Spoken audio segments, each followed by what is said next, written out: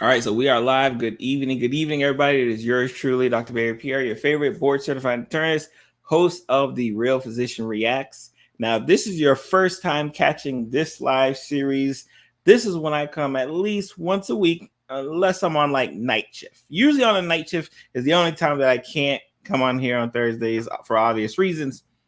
But when I'm not on the night shift, Thursday evenings, we come here to hear my personal opinion of a physician on something that comes across my timeline or gets sent to me in a DM or is just kind of worldwide global news. So again, the night's episode is monkeypox starting to slow down, right? So we'll just file this under the global news discussion. Shout out to all of the YouTube subscribers. If you're a part of the Lunch Learn community or you're following the podcast, subscribe to the podcast. Make sure you check this out as well too. So again, appreciate you, especially if you can't catch this live. So today we're going to be talking about this aspect of monkeypox. We're going to be talking about, is it starting to slow down this outbreak here? So let's kind of, again, let's do our sharing, right? One, we'll get to the number of cases here in the US, globally. We'll talk a little bit about that, but let's just talk or have a discussion on the fanfare that's been going on today associated with monkeypox and are the cases going down? Let me share my screen. All right, perfect. So you're going to see a lot of articles over the next week or so talk about monkeypox dropping. In fact, more common titles that I've seen include monkeypox cases drop 21% globally, reversing a month-long increase. So let's talk about this. The United Health Agency reports 5,907 cases, new weekly cases, with the first cases reported in Iran and India. The number of monkeypox cases reported globally dropped 21% in the last week, reversing a month-long trend of rising infections and a possible signal the outbreak in Europe may start to decline, according to the World Health Organization. So let's kind of talk about that. Right now, what we know of the monkeypox is the numbers have been steadily climbing since the beginning. We know that the United States is the number one for cases. And I think it's important. Not number one with deaths, right? We actually have had 0 deaths here in the United States, which isn't surprising to us. We've talked about this before on the show. This is not a deadly disease. This is not COVID. And even though I know it gives kind of similar concerns and anxiety, like a lot of my discussion, especially with the Lunch Learn community or those who are following me across my social media platforms, especially on TikTok, shout out to TikTok, is that this isn't what COVID is. But it's not like we're going to like act like it's not something. Like we're not going to like downplay it like, oh, it's just a flu, nothing to worry about. No, it's definitely something we should be concerned about.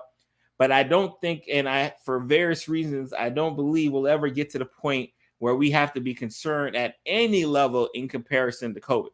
So, and what they mentioned is that the cases are starting to drop, particularly in Europe, where it first started rising out of the trenches, right? In regards to the outbreak of such, because remember, in Africa, it's been there, it's there every year. It's no shock, no surprise.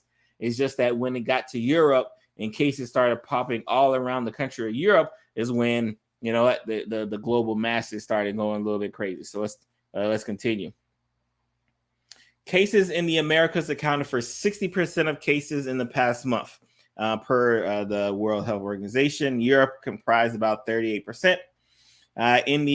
It said infections in America showed a continuing steep rise. So even though and I wanted to make sure I highlighted that. So even though you're going to see a lot of blog posts talk about how like, hey, the cases are going down, we have to be very mindful of where the cases are going down. In the United States, cases are still continuing to move on up. But fortunately, in the other parts of the world, in Europe, cases are starting to either stabilize or even go down. And the African Centers for Disease Control and Prevention said Thursday the continent had 219 new cases reported in the past week, which is a jump of 54%. Like I said, I don't want us to be thinking just because we see a headline like this that it's going down everywhere. British health authorities said last week, after seeing a decline in the number of new cases getting reported daily, that there were early signs the country's monkeypox outbreak was slowing.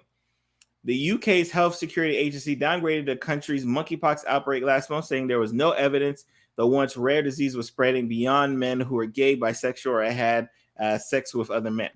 Since monkeypox outbreaks in Europe and North America were identified in May, World Health Organization and other health agencies have noted that its spread was almost exclusively in men who have sex with men. So let's talk about that, because this is definitely something that's been in contention. When we first started talking about the monkeypox outbreak, and people were particularly naming it, oh, this is just a disease for gay men. And we had to, which a lot of my colleagues did such a great job, we really had to get on here and say, hey guys, like, just because the population where the outbreak originated is the one predominantly affected does not mean that everyone else is out of the win. Now, of course, that comes with a caveat, because you don't want to generalize this discussion that everyone can get it, because yes, everyone can get it, but you want to also make sure that you're highlighting, hey, like in that community, the gay men who have sex with men, like you should be on the extra, like on the lookout, right? Like it's just one of those things where like, hey, everyone can get it, but this particular community, I want you to be on a high alert. I mentioned, especially when I talk about other medical diseases, especially in the African-American community, that, hey, yes, hypertension is issues, blood pressure is issues, cardiovascular disease are issues. But if you're in the African-American community, Black community, like we need to pay extra attention. So that is the onus that I've been doing, especially with the discussions I've been having, is that recognizing that, yes, everyone can get it. There is no reason from a pathological standpoint that only gay men are getting it, other than the fact that that's where it started. That's it. Like that is the only reason. If this would have started in a population of women who only have sex with women, then guess what would happen? We would have the same predominance of cases predominantly being within that group. But it happened within their group first, which is why you will continuously see people say that the concern is specifically within that group. Now, is being a gay man or a man who has sex with men a risk factor? Sure, because we know that you're at higher risk for it. But again, there's no indication to say that just because you're a man who has sex with men, that like, oh, you should definitely be on high alert. No, it's just saying that like, yep, this is something we want to be concerned about when we're thinking about monkeypox. And again, when you see the news reports start doing this thing where they start like kind of championing, like, all right, it might be over, it might be turning a corner. Let's push. We have to put caution to the wind. I want to kind of mention here about where is it? Let's see here. The Canadian Chief of Police said during a news conference that Canada has so far deployed 99,000 vaccines to provinces and territories.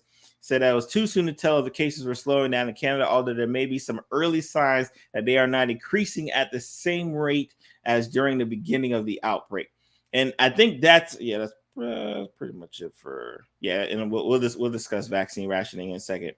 And I think that is the onus that we need to like keep our head on the swivel. Like, yes, we are seeing the cases rising. Yes, we are seeing the numbers go week after week. But there are certain parts of the world where those numbers aren't rising at the same rate at it used to rise. And those are all good signs, especially when you factor in that, yes, we have a vaccine, but the vaccine's not readily available for everyone who actually wants to get it.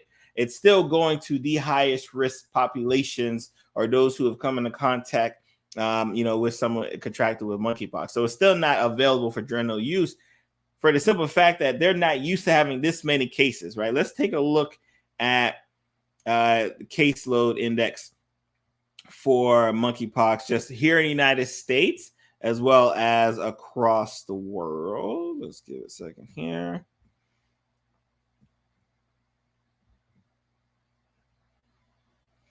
So this is the 22. This is off the CDC. You guys know my love and hate for the CDC, but again, when they do right, we gotta acknowledge it.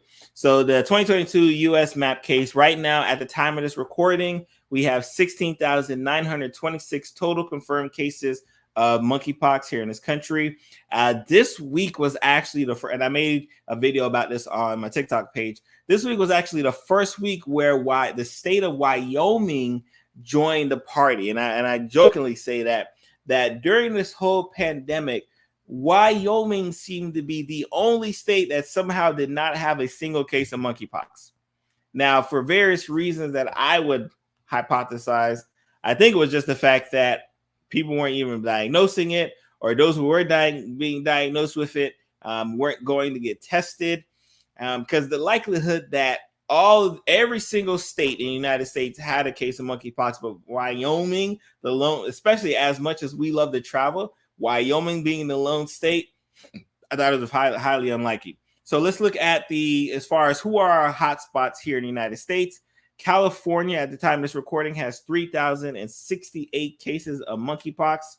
Texas has 1,432 cases of monkeypox. Florida has 1,713 cases of monkeypox.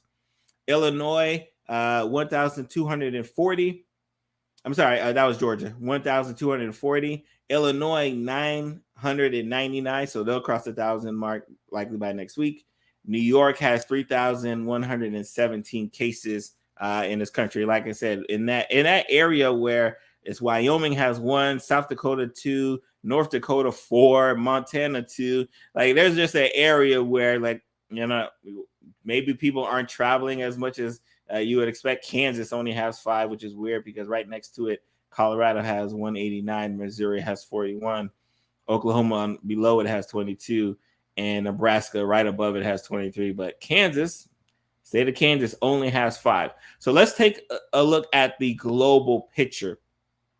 And I think the global picture is important just for us to kind of get a kind of wrap around our head as far as what's going on around the world, right? Because when we talk about monkeypox, it is just like when we talk about COVID, it is a global issue of concern here. So let's take a look. So this is for my podcast listeners, you can't see the visual, but it's actually a great visual. But so let's just talk about some numbers real quick, just so we can get an idea.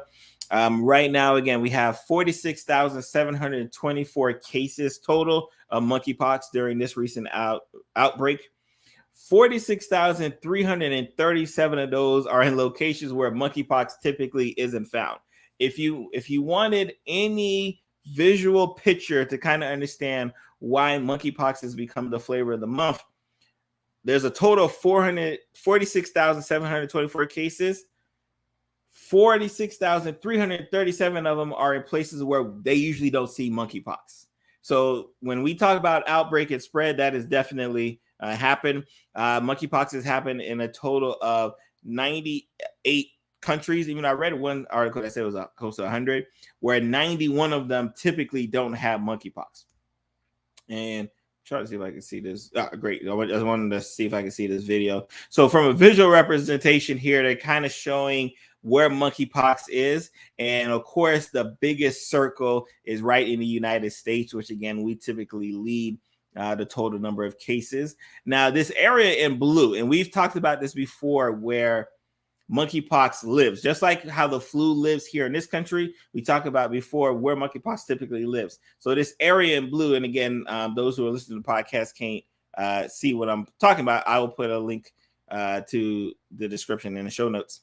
But you can see kind of that western, portion of Africa where that's where it typically lives at. And yes, it's happening there. Now, I want you guys to see definitely one video that I think is important, right? Because those were the number of cases. But when we look at deaths, we have 13 total deaths, 6 happen in locations where it typically doesn't occur. The majority of deaths are still occurring in places where it normally occurs, in that Western Africa. That's where the most, and again, even then, I talked about it, 46,000 cases, and right now we have 13 total deaths. Like, if you ever needed any other reason to kind of understand why our concern wasn't that monkeypox was going to be the next COVID, it was just like, hey, this is something you definitely want to be very wary of. And I talked about this on previous videos, where because of the signs and symptoms associated with monkeypox, in particular, disfiguring lesions and pustules and things of that nature, people were much more concerned about it than what actually occurs. Like when I talk about COVID, because you can't see COVID from anywhere, you don't know a person has COVID just by looking at them, there's less fear associated with it. But because if a person's walking around with blisters on their face and they're painful blisters and they itch, yeah, that's a person you're going to see from a mile away. More importantly, that's a person who's likely, we hope, going to stay trapped indoors so no one sees them from a mile away. So those were just some of the parallels that we were seeing with monkeypox that I think led to much more news coverage, news fandom associated with disease than the actual potency of disease. So what do we do with this information, right? Because again, the news cycles are starting to kind of churn that, hey, I think monkeypox is starting to slow down. One, especially if you're in the United States, if you're here with me, understand that cases are rising. Cases are still going up. We're not seeing that like steady decline that parts in Europe are seeing. But that's not to say that we won't see them. I don't expect, again, knock on wood, but I don't expect us to see such significant rises in comparison to the rest of the world. One, because we know how the disease works. So I think eventually we will get to that point where it does start tapering off. And especially when we talk about, the fact that our supply of treatment, more importantly, and remember, monkeypox can't be treated, but it can be prevented pretty well. Right? It's not 100%, but pretty well with vaccines. But because this because this outbreak shot up out of nowhere and our supplies for this vaccines just can't handle the demand, you've seen the United States and some other parts of the world take on an approach where they say, you know what, I'm not going to give you as much of the vaccine because I figure if I can get just some medication in you, some of that vaccine in you, that's better than nothing. And they've had to do that because, again, the demand was so crazy high in comparison to what we saw, especially towards like now with COVID, where we got plenty of COVID vaccines ready to give out, but we don't got plenty of people whose arms who are sticking out to be stuck. Unlike monkeypox, like I've had people across my timeline say, "Hey, when can I get this vaccine? When can I get this vaccine?" Who don't have the COVID vaccine, and I ask them, I'm saying, "Okay, let's think about this. COVID is still here. COVID on average is getting about 100,000 new cases a day. That's happening right now. And even though it's getting 100,000 new cases a day, unfortunately, the news cycles isn't covering it as such. And because it isn't covering as such, you're not as concerned about COVID. But the disease that's just here, that is pretty difficult to get, that's the one you're concerned about. That's the one you're ready to get a vaccine for, right? So that's just, again, one of those vanity points that you have to deal with. And as a health content creator, you just kind of understand. Again, I said for sure. I said for sure when that person on TikTok asked me, like, do I think something would have been different if COVID had these disfiguring lesions? I'm like, nah, I don't think so. Boy, was I wrong. I think if COVID would have had some disfiguring lesions all over it, people would have been running to get a vaccine. That ain't the case. So right now we're still dealing with this ebb and flow. Yes, in totality, these cases are going down. Yes, that is a great sign for us. But if you're in the United States, if you're in that high risk population, and again, the only reason why it's a high risk population because that's where it originated. Like it's there. Like it's and because it's there, if you're in a high risk population, again, men who have sex with men, bisexual men, that population, again, you should even have a much keener eye for, like, you know what, I may want to get protection against this virus just in case. Like it just is what it is. So I'm yours truly, Dr. Pierre. Again, thank you for joining me for another good discussion on monkeypox. Obviously, I think we'll probably have a few more, especially with the Real Physician React series. We'll probably have a few more as time continues to progress, as our vaccine supply starts peaking up over the demand. But I just hope everyone stays safe. Wash your hands. Check out the. I'll put a description in. I'll put a link in the description. Check out my blog post on drbarrypierre.com. Make sure you are subscribed to my YouTube page, and if you listen to the podcast, make sure you are subscribed to the podcast. Leave us a 5-star review. I'm gonna see you guys next week.